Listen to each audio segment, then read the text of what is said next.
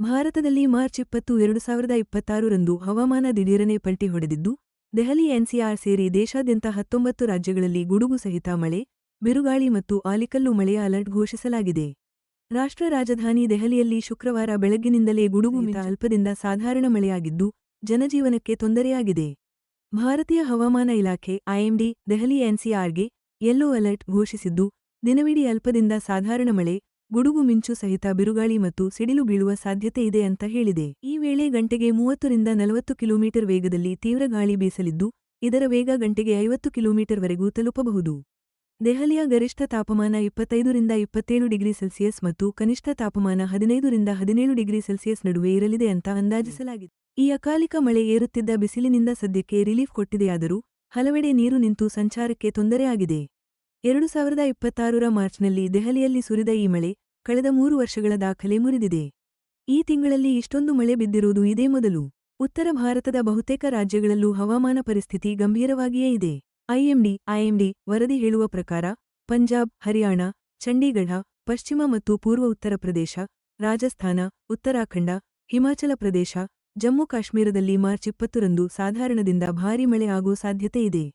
ಈ ಭಾಗಗಳಲ್ಲಿ ಗುಡುಗು ಸಿಡಿಲಿನ ಜೊತೆ ಗಂಟೆಗೆ 70 ರಿಂದ 85 ಕಿಲೋಮೀಟರ್ ವೇಗದಲ್ಲಿ ಬಿರುಗಾಳಿ ಬೀಸಬಹುದು. ಒಂದಿಷ್ಟು ಕಡೆ ಅಲ್ಲಲ್ಲಿ ಆಲಿಕಲ್ಲು ಮಳೆಯೂ ಬೀಳಬಹುದು ಅಂತ ಅಂದಾಜಿಸಲಾಗಿದೆ. ಅದರಲ್ಲೂ ವಿಶೇಷವಾಗಿ ಹಿಮಾಚಲ ಪ್ರದೇಶ, ಪಂಜಾಬ್, ಹರಿಯಾಣ, ರಾಜಸ್ಥಾನ ಮತ್ತು ಉತ್ತರ ಪ್ರದೇಶದಲ್ಲಿ.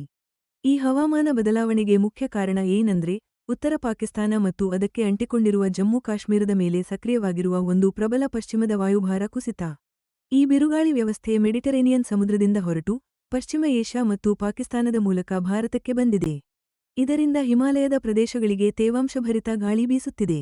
ಈ ಪಶ್ಚಿಮದ ವಾಯುಭಾರ ಕುಸಿತ ಮಾರ್ಚ್ 20 ರವರೆಗೆ ಸಕ್ರಿಯವಾಗಿರುತ್ತೆ ಅಂತ ಅಂದಾಜಿಸಲಾಗಿದ್ದು, ಇದರ ಪರಿಣಾಮವಾಗಿ ಮುಂದಿನ 2 ದಿನಗಳಲ್ಲಿ ಹಗಲು ಮತ್ತು ರಾತ್ರಿ ತಾಪಮಾನದಲ್ಲಿ 3 ರಿಂದ 5 ಡಿಗ್ರಿ ಸೆಲ್ಸಿಯಸ್ ವರೆಗೂ ಇಳಿಕೆ ಆಗೋ ಸಾಧ್ಯತೆ ಇದೆ.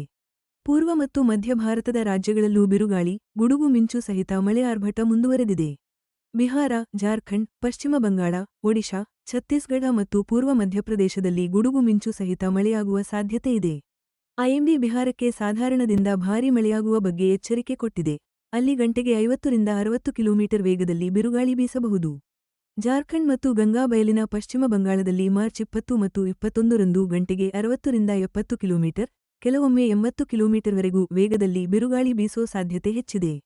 ಛತ್ತೀಸ್ಗಢದಲ್ಲೂ ಮಾರ್ಚ್ 20 ರಂದು ಕೆಲವು ಕಡೆ ಬಿರುಗಾಳಿ, ಗಂಟೆಗೆ 50 ರಿಂದ 60 ಕಿ.ಮೀ, ಕೆಲವೊಮ್ಮೆ 70 ಕಿ.ಮೀ ವರೆಗೆ ಬರೋ ನಿರೀಕ್ಷೆ ಇದೆ.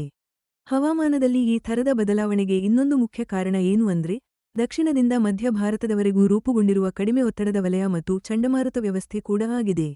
ಬಂಗಾಳಕೊಲ್ಲಿಯಿಂದ ಬರೋ ಬಿಸಿ ಮತ್ತು ತೇವಾಂಶ ಭರಿತ ಗಾಳಿಗಳು ಉತ್ತರದ ಶೀತ ಮತ್ತು ಒಣಗಾಳಿಗಳೊಂದಿಗೆ ಸೇರಿಕೊಳ್ಳುತ್ತಿವೆ. ಇದರಿಂದ ಈ ಪ್ರದೇಶಗಳಲ್ಲಿ ಹವಾಮಾನ ಅಸ್ಥಿರವಾಗಿದೆ. ದಕ್ಷಿಣ ಭಾರತದ ಕೆಲವು ಭಾಗಗಳಲ್ಲಿ ಕೂಡ ಹವಾಮಾನ ಬದಲಾಗಿದೆ.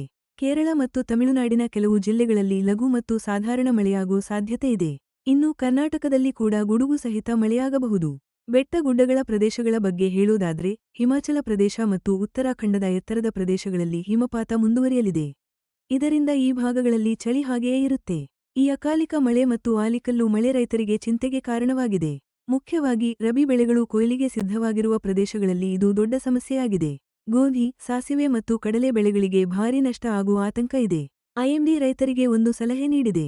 ತಮ್ಮ ಬೆಳೆಗಳನ್ನು ರಕ್ಷಿಸಿಕೊಳ್ಳಲು ಅಗತ್ಯ ಕ್ರಮಗಳನ್ನು ಕೈಗೊಳ್ಳಬೇಕು ಅಂತ ಹೇಳಿದೆ. ಈಗ ದಿಢೀರ್ ಅಂತ ಬದಲಾದ ವಾತಾವರಣದಿಂದಾಗಿ ಹಗಲಿನ ತಾಪಮಾನದಲ್ಲಿ ಗಣನೀಯ ಇಳಿಕೆ ಕಂಡುಬಂದಿದೆ. ಇದರಿಂದ ಮಾರ್ಚ್ ತಿಂಗಳ ಆರಂಭದಲ್ಲಿ ಇದ್ದ ಬಿಸಿಲ ಬೇಗೆಯಿಂದ ಜನರಿಗೆ ನಿರಾಳತೆ ಸಿಕ್ಕಿದೆ. ಆದರೆ ಹವಾಮಾನದ ಈ ಅಸ್ಥಿರತೆ ಮುಂದಿನ ಕೆಲವು ದಿನಗಳವರೆಗೆ ಮುಂದುವರಿಯೋ ಸಾಧ್ಯತೆ ಇದೆ. ಭಾರತೀಯ ಹವಾಮಾನ ಇಲಾಖೆ ಐಎಂಡಿ ವಿವಿಧ ರಾಜ್ಯಗಳಿಗೆ ಅಲರ್ಟ್ ಕೊಟ್ಟಿದ್ದು, ಜನರಿಗೆ ಎಚ್ಚರಿಕೆಯಿಂದ ಇರುವಂತೆ ಸೂಚಿಸಿದೆ. ದೆಹಲಿ ಎನ್ಸಿಆರ್ನಲ್ಲಿ ಯೆಲ್ಲೋ ಅಲರ್ಟ್ ಜಾರಿಯಲ್ಲಿದೆ. ಇನ್ನು ಮಹಾರಾಷ್ಟ್ರದ ಕೆಲವು ಭಾಗಗಳಲ್ಲಿ ಆರೆಂಜ್ ಅಲರ್ಟ್ ಕೂಡ ನೀಡಲಾಗಿದೆ.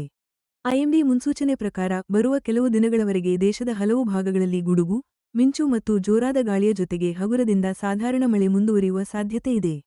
ಮಾರ್ಚ್ 21 ರಂದು ದೆಹಲಿ ಎನ್ಸಿಆರ್ನಲ್ಲಿ ಆಕಾಶ ಭಾಗಶಃ ಮೋಡ ಕವಿದಿರುತ್ತೆ. ಆದ್ರೆ ಮಾರ್ಚ್ 22 ರಿಂದ ಮಳೆಯ ಸಾಧ್ಯತೆ ಕಡಿಮೆಯಾಗಿ ನಿಧಾನವಾಗಿ ಬಿಸಿಲು ಹೆಚ್ಚಾಗಲು ಶುರುವಾಗುತ್ತೆ. ಹವಾಮಾನ ಇಲಾಖೆ ಹೇಳಿರುವಂತೆ ಪ್ರೀ ಮಾನ್ಸೂನ್ ಚಟುವಟಿಕೆಗಳು ಸಾಮಾನ್ಯವಾಗಿ ಮಾರ್ಚ್ ತಿಂಗಳ ಕೊನೆಯಲ್ಲಿ ಶುರುವಾಗುತ್ತವೆ. ಆದರೆ ಈ ಬಾರಿ ಅದು ಸಾಮಾನ್ಯಕ್ಕಿಂತ ಮೊದಲೇ ಪ್ರಾರಂಭವಾಗಿದೆ. ಒಟ್ಟಿನಲ್ಲಿ ಹೇಳೋದಾದ್ರೆ ಈ ಮಾರ್ಚ್ ತಿಂಗಳು ಭಾರತದಲ್ಲಿ ಅನಿರೀಕ್ಷಿತ ಹವಾಮಾನ ಬದಲಾವಣೆಗಳಿಗೆ ನೆನಪಲ್ಲಿ ಉಳಿಯುತ್ತೆ. ಇದು ಒಂದೆಡೆ ಬಿಸಿಲಿನಿಂದ ಸ್ವಲ್ಪ ರಿಲೀಫ್ ಕೊಟ್ಟಿದ್ರೆ, ಇನ್ನೊಂದೆಡೆ ರೈತರು ಮತ್ತು ಸಾಮಾನ್ಯ ಜನಜೀವನಕ್ಕೆ ಸವಾಲುಗಳನ್ನು ಕೂಡ ತಂದಿಟ್ಟಿದೆ.